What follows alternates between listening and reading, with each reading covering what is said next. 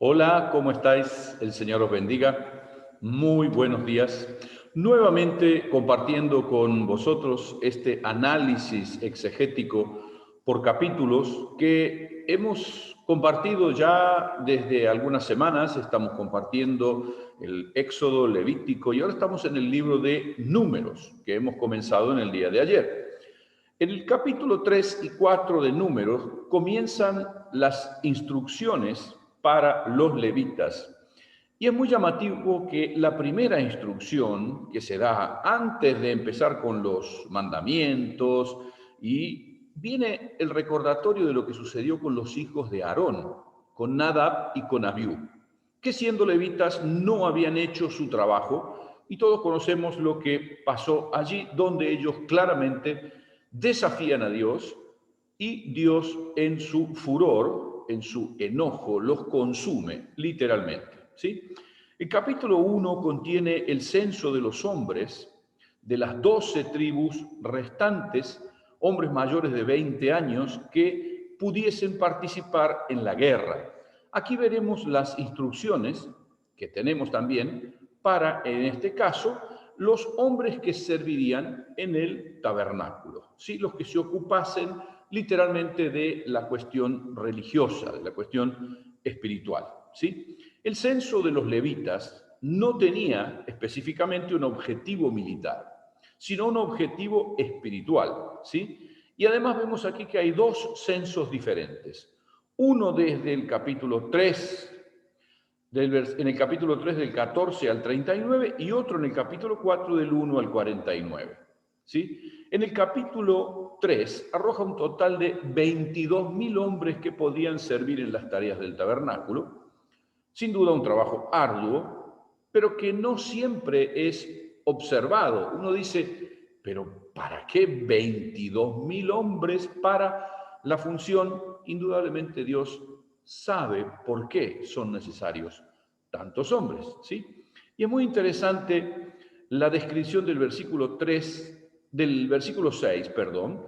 Dice en el capítulo 3, haz que se acerque la tribu de Leví y hazla estar delante del sacerdote Aarón para que les sirvan. Y el 7 dice, y desempeñen el encargo de él. Y aquí hay una cosa muy interesante, ¿no? Porque a veces, y sobre todo en este tiempo en el que de alguna manera todo el mundo pretende tener la misma capacidad de opinión, donde todo el mundo cree que porque le parece que las cosas son de esa manera, deben ser así. Aquí vemos una progresividad. Es interesante ver que Dios le dice a través de Moisés al pueblo que deben obedecer a Aarón. Y aquí está claramente hay una jerarquía que muchas veces las personas dicen, no, pero en la iglesia no puede haber jerarquías. Y depende, la iglesia como cualquier otra organización, hay jerarquías, hay gente que tiene una mayor capacitación, un mayor nivel de santidad, una mayor comprensión, un mayor deseo de obedecer a Dios que el resto de las personas, y esas personas normalmente son las que deben estar en posición de autoridad. Aquí hay clara una jerarquía, ¿sí? En la que de pronto Dios es el que da las órdenes, pero no se las da a Aarón, se las da a Moisés. Moisés se las repite a Aarón y Aarón se las repite al pueblo. Y es interesante que la Biblia dice que el pueblo obedecía a Dios, pero en realidad el pueblo no estaba obedeciendo ni a Aarón ni a Moisés, obedecía a Dios, ¿sí? Y esto yo creo que es un principio que como iglesia debemos rescatar. ¿Por qué? Porque en este tiempo muchas personas, muchos cristianos dicen, bueno, pero yo no tengo por qué estar obedeciendo lo que me dicen mis pastores, por ejemplo. La pregunta es si como cristianos no nos interesa obedecer a nuestros pastores. ¿A quién vamos a obedecer? Indudablemente los pastores están para guiarnos, para ayudarnos, para acompañar, lo cual no implica que ellos sean perfectos, ¿sí? Pero vivimos en un tiempo en el que necesariamente cada uno tiene el derecho de... En el reino de Dios no es así. En el reino de Dios no es así. Y es interesante ver que cada clan tenía específicamente una responsabilidad alrededor del tabernáculo. Hablo de los clanes, ¿por qué? Porque conocemos las 12 tribus de Israel, pero dentro de los levitas, dentro de la familia de los levitas, había 3 clanes, ¿sí? Los clanes tenían que ver con los coatitas, que pertenecían a esta familia, a este clan, pertenecían Moisés y Aarón, ¿sí? Y también estaba el clan de Merare y Gersón, que se ocupaban todos ellos de las tareas del santuario, ¿sí? Y vemos un detalle interesante en el segundo censo, que se da en el capítulo 4, donde los levitas que venían de alguna manera censados necesitaban tener entre 30 y 50 años para desarrollar su ministerio, ¿sí? Ahora uno dice, ¿y esto qué tiene que ver? Bueno,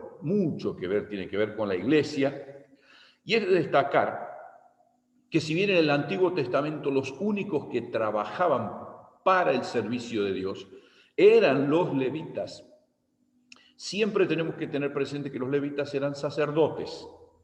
Y Apocalipsis capítulo 1, versículo 6, enuncia el apóstol Juan que Jesús hizo de nosotros reyes y sacerdotes. Todos los cristianos somos sacerdotes, motivo por el cual todos debemos tomar sobre nuestra espalda el peso de la responsabilidad de servir. Por eso el apóstol Pablo dice en 1 Corintios 12, desde el versículo 12 en adelante, así como el cuerpo es uno y tiene muchos miembros, pero todos los miembros del cuerpo, siendo muchos, son un solo cuerpo, así también Cristo. Porque por un solo espíritu fuimos todos bautizados en un cuerpo, sean judíos o griegos, esclavos o libres.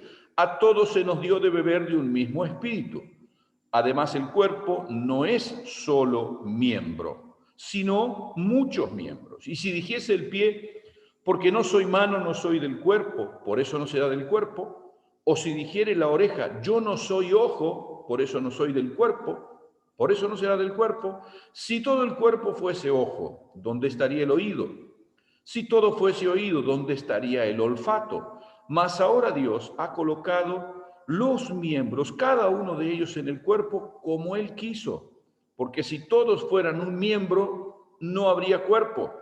Pero ahora son muchos los miembros, pero el cuerpo es uno solo. Ni el ojo puede decir a la mano, no te necesito, ni tampoco la cabeza a los pies, no tengo necesidad de vosotros. Antes bien, los miembros del cuerpo que parecen más débiles son los más necesarios, y aquellos del cuerpo que parecen menos dignos, a estos vestimos dignamente. Los que en nosotros son menos decorosos se tratan con más decoro, porque los que en nosotros son más decorosos no tienen necesidad, pero Dios ordenó el cuerpo dando abundante honor al que le faltaba, para que no haya desavenencia en el cuerpo, sino que los miembros todos se preocupen unos por otros, de manera que si un miembro padece, todos los miembros se duelen con él, y si un miembro recibe honra, todos los miembros con él se gozan. Vosotros, pues, sois el cuerpo de Cristo, miembros cada uno en particular. La verdad es que no nos corresponde a nosotros discutir o cuestionar la posición que Dios ha dado a otra persona dentro del cuerpo, porque es Dios el que da esta responsabilidad, ¿sí? A Dios debemos obedecerlo porque Él es quien nos llama para servirlos. Y uno de los síntomas más concretos de la irrupción del mundo en la vida de la iglesia es la creencia de que algunos cristianos tenemos el llamado de servir a Dios y otros no.